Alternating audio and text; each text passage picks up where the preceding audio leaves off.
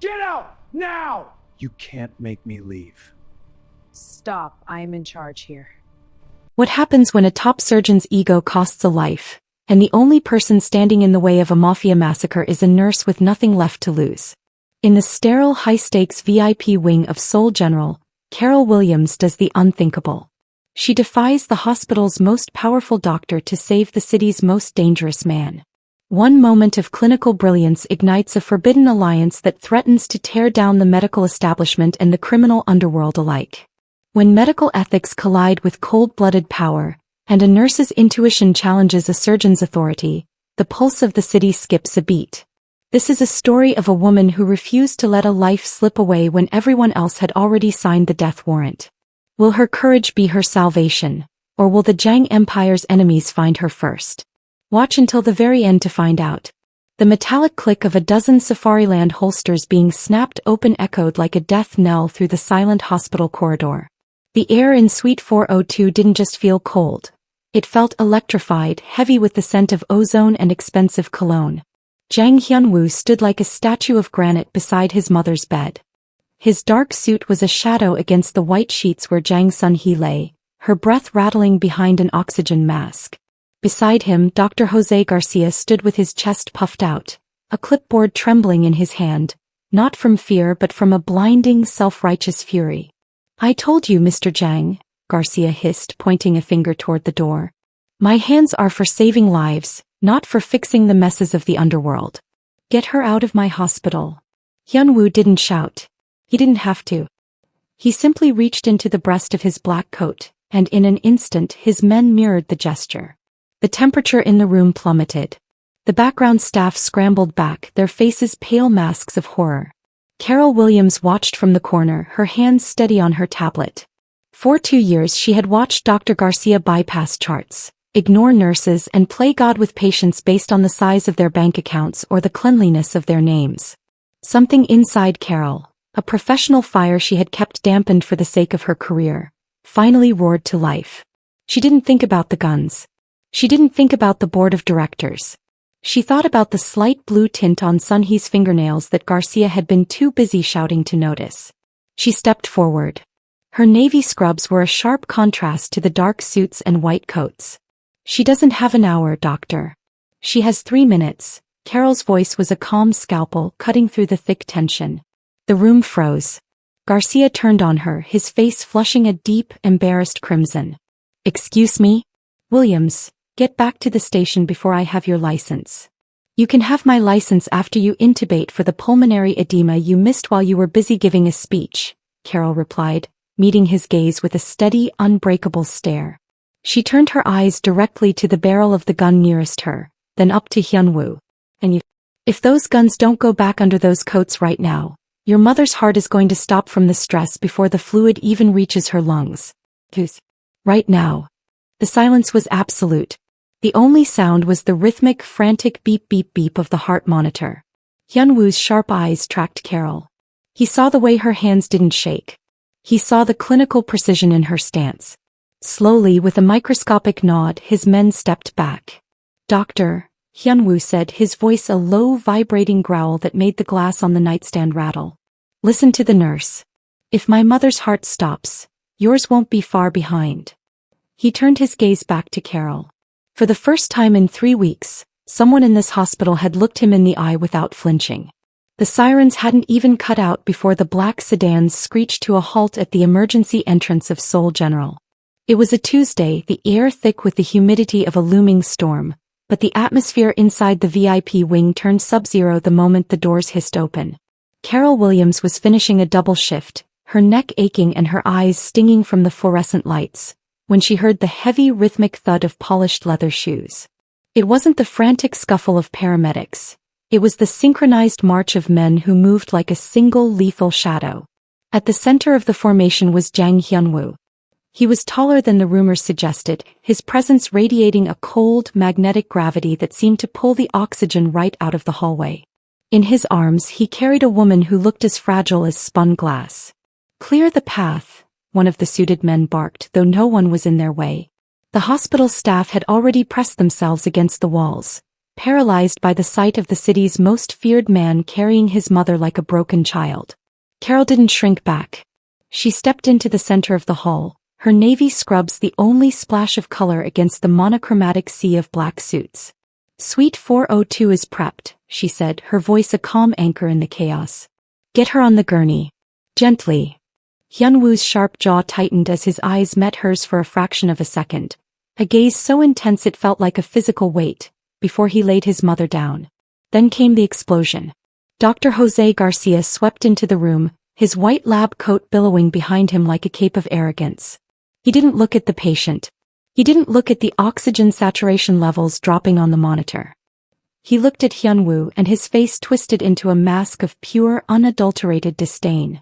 "I gave the order at the intake desk," Garcia shouted, his voice echoing off the sterile marble. "We do not admit known affiliates of the Jang Syndicate. This is a house of healing, not a hideout for criminals." Hyun-Woo stood slowly, his height dwarfing the surgeon. The silence that followed was more violent than any scream. "My mother is dying, doctor," he said, his voice a low, vibrating growl. "You will do your job, or I will ensure you never have the hands to do it again." "Are you threatening me?" Garcia's face flushed a deep, ugly crimson. He turned to the security guards trembling by the door. "Call the police. I refuse to touch this woman. My ethics are not for sale to the underworld." He pointed a shaking finger at the exit, his ego blinding him to the fact that Sun-hee's chest was barely moving. The monitors began to wail, a rhythmic, piercing scream that signaled the end. The Mafia guards reached into their coats, the unmistakable sound of sliding metal filling the room. Carol felt the world narrowing. She looked at Garcia, then at the guns, then at the dying woman. The fear in the room was a living thing, but her frustration was stronger. For years she had watched men like Garcia play God, deciding who was worthy of a miracle and who was a footnote. She stepped between the two men, her hand slamming down on the resuscitation cart to get their attention. "The only criminal in this room right now," Carol said, her voice cutting through the tension like a scalpel, "is the man willing to let a grandmother die because he's too busy looking at her son's file." The room went deathly still. Carol turned her back on the surgeon and the guns, her focus solely on the frail woman in the bed. "Code red," she whispered into her headset, her hands already moving to the intubation kit. "And God help anyone who tries to stop me." The high-pitched, unrelenting scream of the EKG monitor sliced through the heavy silence like a physical blade. On the bed, Sun-hee's chest hitched, her fingers clawing weakly at the air as her face took on a terrifying dusky blue hue. Dr. Garcia stood frozen, his face a pale mask of stubborn pride, while Hyun-Woo's hand was a blur of motion, reaching for the steel hidden beneath his coat. The safety clicked, a sound like a bone snapping in the quiet room. "Lower the weapon," Carol commanded. Her voice wasn't a scream, it was a low, resonant frequency that demanded obedience. She didn't look at the gun. She didn't look at the boss. She stepped into the kill zone between the Mafia and the doctor as if the danger were nothing more than a drafty window. "If you fire that gun, the shock will stop her heart before the bullet even hits the wall. And you," she snapped, her eyes pinning Garcia to the spot, "you're going to stand back and watch how a real professional honors their oath." Garcia gasped, his mouth hanging open. "Williams, you are overstepping. You don't have the authority." "I have the patient," Carol countered, her hands moving with the fluid, practiced grace of a master musician. She reached for the intubation kit, her fingers flying over the sterile seals. With a sharp, decisive movement, she tilted Sun-hee's head back. The room seemed to shrink until there was nothing but the nurse and the woman fighting for air. Carol could feel Hyun-Woo's presence behind her, a mountain of dark, volatile energy, but she blocked him out. She focused on the anatomy, the obstruction, and the fading pulse. "Laryngoscope," she muttered to herself, sliding the blade into place. Garcia made a move to intercept, but one look from the nearest suited guard sent him stumbling backward. Carol didn't blink. She saw the vocal cords, the path narrowed by the fluid backing up into the woman's lungs. "Tube," she whispered. With a precision that made the background staff hold their collective breath, Carol slid the endotracheal tube home. She grabbed the ambu bag, squeezing it with a rhythmic, steady pressure. 1,000. 2,000. Slowly, the frantic beep beep beep of the monitor began to space out. The jagged, terrifying lines on the screen smoothed into a steady, undulating wave. The blue tint began to recede from Sun-hee's lips, replaced by a ghost of a healthy pink. Carol didn't stop until the oxygen saturation climbed back into the safe zone. Only then did she look up, her forehead glistening with a fine sheen of sweat. The room was transformed. Garcia looked smaller, his authoritative posture withered by the sheer brilliance of the subordinate he had tried to dismiss. The Mafia guards had lowered their aim, their expressions shifting from predatory to awestruck. But it was Hyun-Woo who had changed the most. He was still standing close, so close Carol could feel the heat radiating from his suit. He wasn't looking at the monitors or his men. His dark, piercing eyes were fixed entirely on Carol. It wasn't the look of a boss assessing an employee. It was the look of a man seeing a miracle for the first time. "She's stable," Carol said, her voice finally showing a hint of a tremor. "But she needs an ICU transfer and a central line. Now." Hyun-Woo stepped forward, his hand ghosting near Carol's arm but not quite touching her. "You saved her," he said, his voice a low, rough velvet. "When the man with the title gave up, you stood your ground." He turned his head slowly toward Dr. Garcia, his expression turning back to ice. "The doctor is finished here. From this moment on, no one touches my mother unless this woman gives the order. Is that clear?" Carol met Hyun-Woo's gaze, realizing in that moment that she hadn't just saved a life. She had started a war with the hospital, and she had just gained the most dangerous protector in Korea. By the next morning, the sterile, predictable world of Seoul General had been replaced by a fortress of silence and steel. As Carol walked onto the floor for her shift, the air felt different, heavy, charged, and electric. Standing on either side of the entrance to the ICU wing were two men she recognized from the night before, their dark suits pressed to razor edges and their faces as unmoving as the hospital's concrete pillars. They didn't ask for her ID.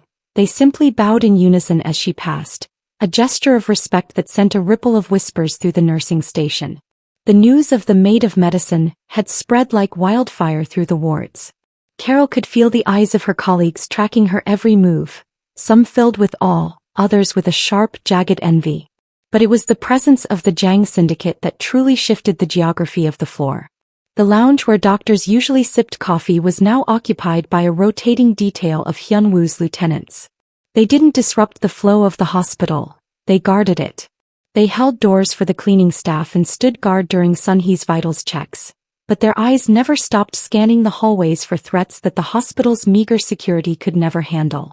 Dr. Garcia was nowhere to be found. Rumor had it he was in an emergency meeting with the board of directors, trying to find a way to scrub the stain of his cowardice from the hospital's reputation. But on the floor his authority had evaporated. When a junior resident tried to question Carol's adjustment to Sun-hee's drip, a shadow moved from the corner of the room. One of Hyun-Woo's men simply stepped into the light, his hand resting casually on his belt. The resident's protest died in his throat, and he backed away with a stammered apology. Carol was no longer just a nurse, she was the untouchable. Throughout the day Hyun-Woo remained a constant, quiet ghost in the background. He didn't hover over the bed. He watched from the glass partition of the private suite, his dark eyes following Carol's hands as she changed dressings and checked monitors. He watched her speak to his mother, even though the older woman was still drifting in a medically induced haze, noting the way Carol's voice softened, the way she treated the Mafia queen, with the same dignity she gave to the homeless patients in the ER. Late in the afternoon, Carol found a small, unmarked box at her station. Inside was a simple gold pin in the shape of a ginkgo leaf, a symbol of endurance, and a phone with a single contact programmed into it.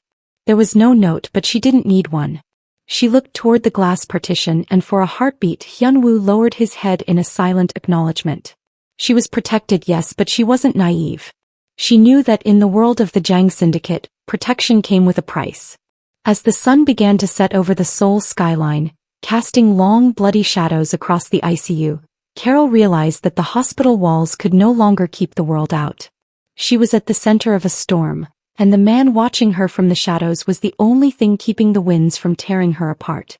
The untouchable nurse had become the most valuable piece on a very dangerous chessboard. The 2 a.m. silence of the hospital was different from the daytime bustle.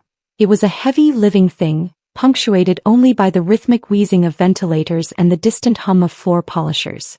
In the VIP suite, the harsh fluorescent lights had been dimmed to a soft amber glow. Sun Hee slept peacefully, her vitals finally steady, the lines of pain on her face softened by rest. Carol was adjusting the flow of the saline drip when she sensed a shift in the air. She didn't need to turn around to know Hyun-Woo was there. The guards had melted into the shadows of the hallway, leaving the room feeling strangely intimate. He had discarded his suit jacket, his white shirt sleeves rolled up to reveal forearms corded with tension and a faint, jagged scar peeking from beneath his watch. He looked less like a kingpin and more like a man who hadn't slept in a week. "She looks like herself again," he said, his voice a low, rough velvet that vibrated in the quiet room. He stepped closer to the bed, his hand hovering over his mother's frail fingers before he pulled back, as if afraid his world of violence might bruise her. "She's a fighter," Carol replied softly, securing the tape on the 4-line. "She just needed someone to give her the chance to win." Hyun-Woo pulled a chair to the bedside, sinking into it with a heavy sigh that seemed to deflate his commanding posture. For the first time, the boss of Bususan looked vulnerable. "People think an empire is built on power," he murmured, his dark eyes fixed on his mother's face. "They don't realize it's actually built on debt. Debts of blood, debts of honor. I spent my whole life climbing to the top so she would never have to bow to anyone. And yet here we are in a room where all my money couldn't buy her a single breath. Only you could do that." Carol paused, her hand resting on the foot of the bed. "Power doesn't save people, Mr. Jang. Compassion does. You were ready to burn this hospital down for her. That's not just power, that's love." He let out a short, humorless breath. "Love is a liability in my world. My enemies saw her illness as a crack in the armor. They've been circling, waiting for her to slip away so they can tear the alliance apart." He looked up at Carol, his gaze searching and raw. "She's the only person who remembers who I was before I had to become this. If I lose her, I lose the only piece of myself that is still human." The honesty in his voice caught Carol off guard. In the sterile isolation of the night shift, the barriers of status and race seemed to thin. She saw the exhaustion behind his eyes, the weight of 1,000 lives resting on his shoulders. Without thinking, she reached out and placed a hand on his shoulder. It was a brief, professional touch, but it lingered a second too long. Hyun-Woo didn't pull away. Instead, he leaned into the contact, a microscopic shift that felt like a mountain moving. In that quiet hour, amidst the beep of monitors and the scent of antiseptic, the nurse and the Mafia boss shared a moment of profound, wordless understanding. The world outside was waiting to reclaim them, but for now, they were just two people tethered together by the fragile life of the woman between them. The fragile peace of the night shift was shattered by the cold, clinical glare of the morning sun. Carol had barely transitioned her charts when the overhead page summoned her to the chief of medicine's office. The hallways, usually a place of purposeful movement, felt like a gauntlet. The guards outside Sun Hee's room tightened their stance as she walked away, their eyes following her with a protective intensity that only fueled the hospital gossip. Inside the wood-paneled office, the atmosphere was funereal. Dr. Garcia stood by the window, his white coat pristine, but his eyes burning with a humiliated vitriol. He didn't look like a healer. He looked like a man who had spent the night sharpening a blade. Beside him sat the hospital's legal counsel, a man whose expression was as dry as the stack of disciplinary forms on the desk. "Sit down, Nurse Williams," the chief began, his voice strained. "I'd prefer to stand," Carol replied, her spine a straight line of iron. She could feel Garcia's smugness radiating across the room, a poisonous heat. "Dr. Garcia has filed a formal petition for your immediate termination," the chief continued, rubbing his temples. "The charges include gross insubordination, practicing medicine without a license by performing a surgical intubation, and, most gravely, violating the hospital's safety protocols by facilitating the presence of known criminal elements on the premises." Garcia stepped forward, his voice trembling with a rehearsed moral outrage. "You turned my ICU into a fortress for thugs, Carol. You ignored my direct orders to clear the room and took a scalpel to a patient you were not qualified to touch. You didn't save a life. You committed an assault under the protection of a gang leader. You've made this institution a target for federal investigation." Carol looked at him, her gaze so steady it seemed to physically push him back. "The patient was blue, Dr. Garcia. Her heart was failing because you were too busy checking the ethical boxes of your ego to check her airway. I didn't perform a surgery. I performed an emergency intervention that you refused to provide. If I hadn't acted, you wouldn't be filing a report, you'd be preparing an autopsy. It doesn't matter, Garcia hissed, leaning over the desk. Protocol is the only thing that separates us from the chaos out there.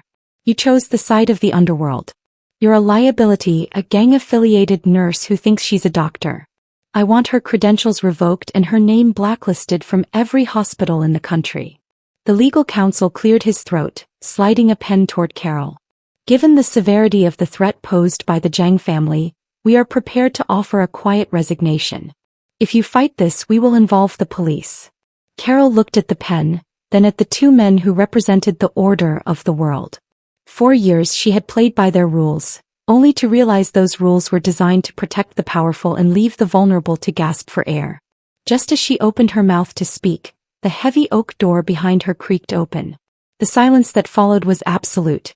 Hyun-Woo didn't enter the room with a shout. He simply stood in the doorway, his silhouette casting a long dark shadow over the resignation papers. He wasn't wearing his coat and his presence felt raw, stripped of its usual corporate veneer. I believe there is a misunderstanding, Hyun-Woo said, his voice a low, terrifying calm. You are discussing the woman who saved the life of a Jang. In my world, that makes her a queen. In yours, it apparently makes her a criminal. He walked toward the desk, his eyes never leaving Garcia's. The surgeon's bravado vanished, his face turning a sickly shade of gray. Carol realized then that the fight for her career had just become a battle for the very soul of the hospital. The tension in the hospital had shifted from a simmering heat to a cold, biting wind. Though Carol had been reinstated, thanks to a contribution to the hospital's building fund that Dr. Garcia couldn't argue with, the atmosphere in the VIP wing remained jagged. The Jang guards were more alert than ever, their eyes scanning every delivery, every cart and every new face. Yet, in a world of shadows, the greatest threats often were the most familiar disguises. It was during the quiet lull of the afternoon shift change when Carol noticed him. A young orderly she didn't recognize was adjusting the flow of Sun-hee's secondary 4 line. He was wearing the standard hospital blue, his movements practiced and brisk, but something in the rhythm of his hands felt wrong. He wasn't checking the site for infiltration. He was focused entirely on the injection port, his thumb hovering over a small amber vial hidden in the palm of his hand. Carol stepped into the room, her rubber-soled shoes making no sound on the linoleum. I already flushed that line 10 minutes ago, she said, her voice steady but sharp as a needle. The orderly flinched, the amber vial slipping from his grip and rolling across the floor. In a heartbeat, his calm facade shattered. He didn't reach for the vial. He reached for a jagged blade concealed in his waistband. But before he could take a step toward the bed, Carol was already moving. She slammed her foot down on the wheel lock of the heavy crash cart, sending it hurtling into the man's path. The metal frame caught him in the midsection, doubling him over with a sickening thud. Security. Code Silver. Carol shouted, her voice echoing through the suite. She didn't wait for the guards. She lunged for the 4 line, ripping the catheter from Sun-hee's arm just as a dark oily liquid began to travel through the tubing. A single drop of the substance hit the white bedsheets, sizzling and turning the fabric a scorched, acidic brown. Carol's heart hammered against her ribs as she realized how close the rival gang had come. This wasn't just a physical hit. It was a chemical assassination designed to look like a sudden, inexplicable heart failure. The door burst open and Hyun-Woo's men flooded the room, their weapons drawn. They tackled the struggling assassin to the ground, but Hyun-Woo himself ignored the chaos. He went straight to Carol, his hands gripping her shoulders with a desperate, crushing strength. His eyes were wild, scanning her face and then his mother's pale, sleeping form. "Are you hurt?" he rasped, his voice thick with a terror he had never shown to his enemies. "I'm fine," Carol panted, her hands shaking as she looked at the scorched bedding. But the line, it was poisoned. If I had been 10 seconds later, she would have been gone. Hyun-Woo looked at the man pinned to the floor, his expression shifting into something so dark and predatory it made the air in the room feel thin.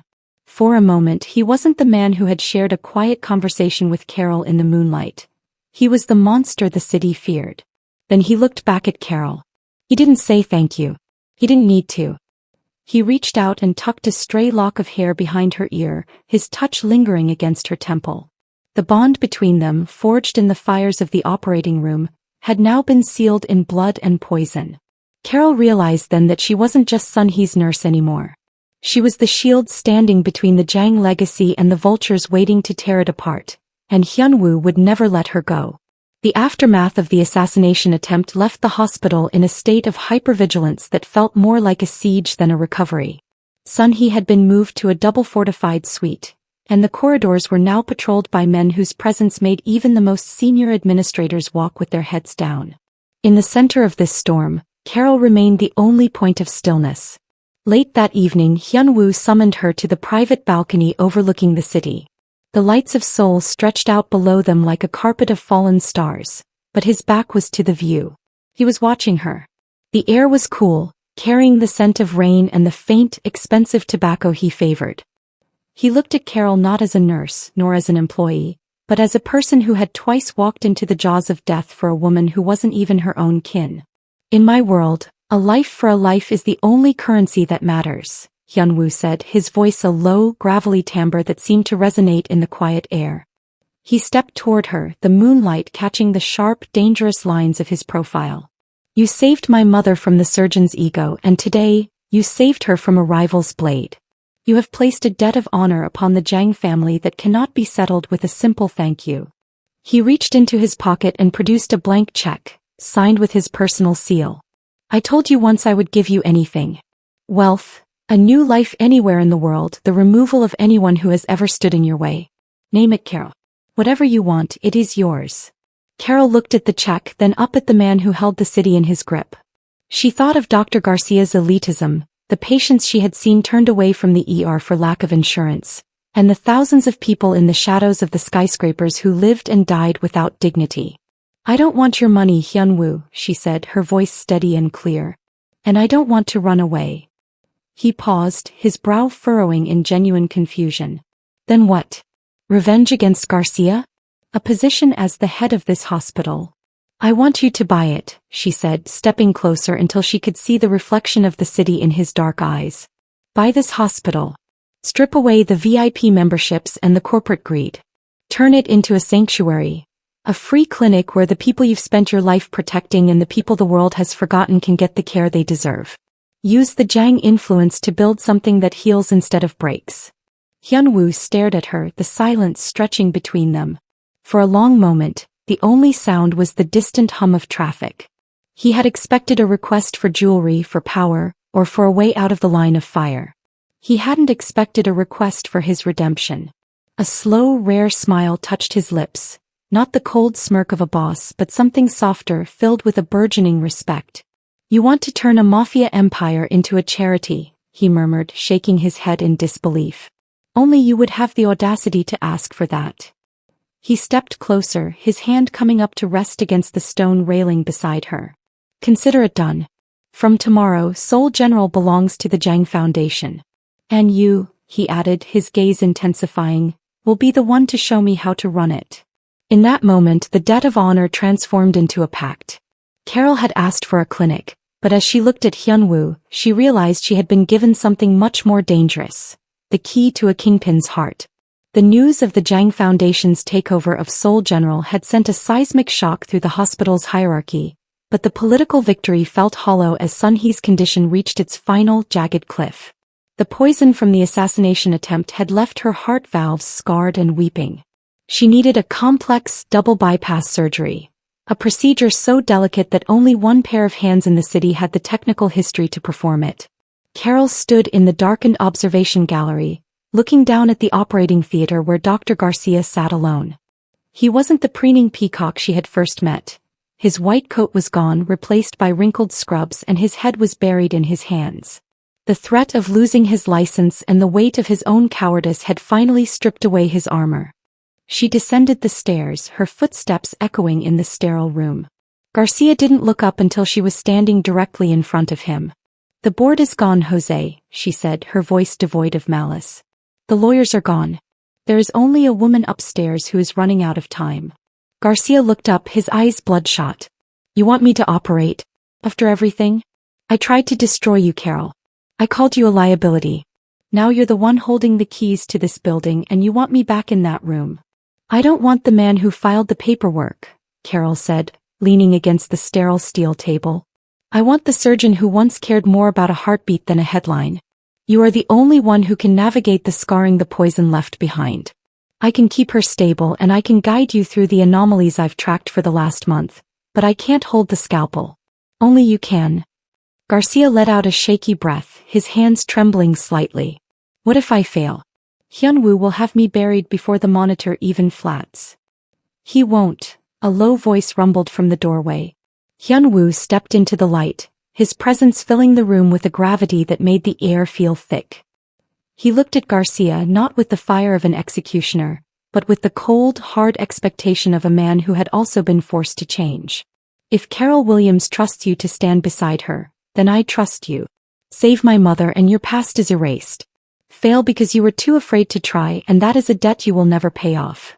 The silence in the room was absolute. Garcia looked from the Mafia boss to the nurse who had become the hospital's conscience.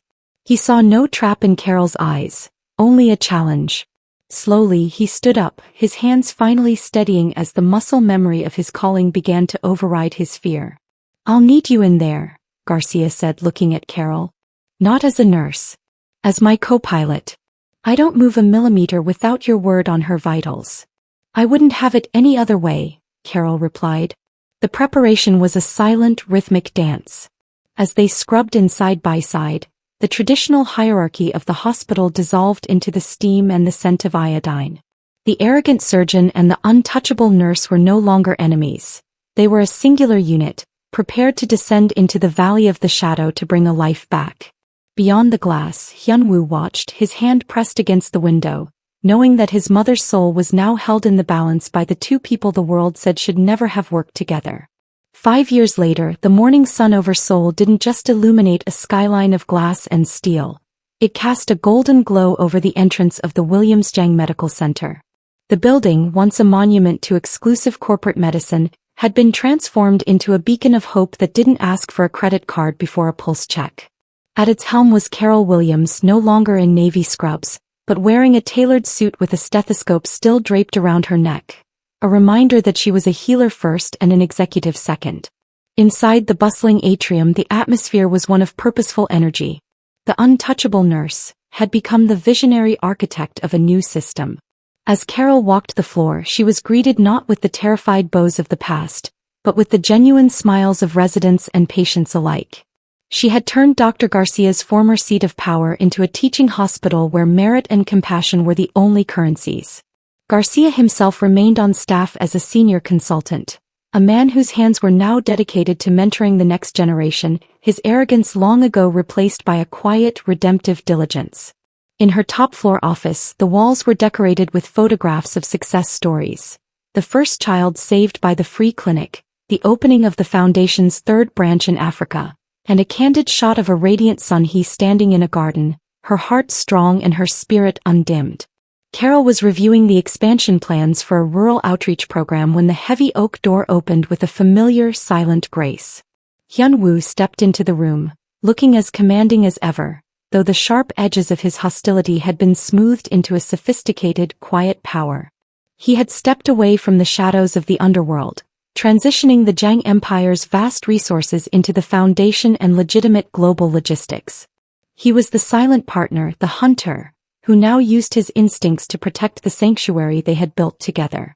The board meeting is in 10 minutes, he said, his voice that same low, rough velvet that still made Carol's heart skip a beat. He walked to the window, standing beside her as they looked out over the city they had changed. Are you ready for them? Carol asked, leaning her head briefly against his shoulder, a gesture of intimacy that was now as natural as breathing. They won't know what hit them, he replied with a rare, genuine smile. They still think power is about taking.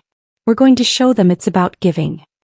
He reached out and touched the gold ginkgo leaf pin still fastened to her lapel, the same one he had given her in the dark days of the ICU.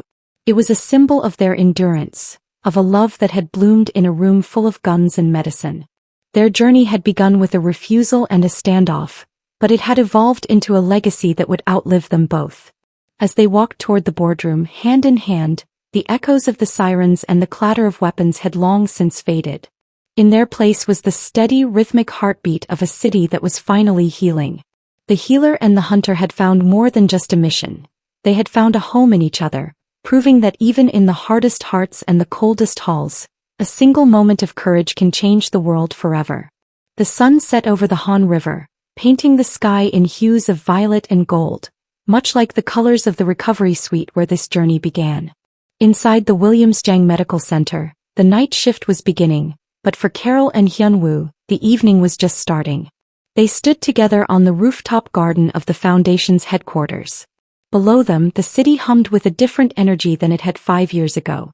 The shadows were still there. Seoul would always have its secrets, but the light was winning. "My mother asked about you today," Hyun-Woo said, breaking the comfortable silence. He leaned against the railing, his dark suit jacket unbuttoned, looking at Carol with an expression that few others were ever permitted to see. "She wants to know when the woman who saved her life is going to stop working long enough to have dinner with the family." Carol smiled, the warmth reaching her eyes. "Tell Sun I'll be there on Sunday. I just had to ensure the new pediatric wing was fully staffed. We're seeing double the patients we expected." Hyun-Woo reached out, his fingers interlaced with hers. The contrast was striking. His hand, once a tool of force, now a steady anchor. Hers, the hand of a healer, now holding the power of an empire. "You did it, Carol," he whispered. "You turned a name that people used to whisper in fear into a name they speak with hope." "We did it," she corrected softly. "I provided the vision, but you provided the shield. You chose to be the hunter who protects the sanctuary." He pulled her closer, his forehead resting against hers. In the distance, the faint sound of a distant ambulance siren drifted up from the streets. Once that sound would have signaled a tragedy, a life slipping away in a world that didn't care. Now it was the sound of the system working, of someone being rushed toward a place where their background didn't dictate their right to live. The untouchable nurse and the Mafia king had become more than a legend. They had become the soul of a new soul. As the stars emerged to mirror the lights of the city, they stood as a testament to the fact that no darkness is too deep for a single courageous heart to pierce. The war was over, the debt was paid, and the legacy was finally beautifully healthy.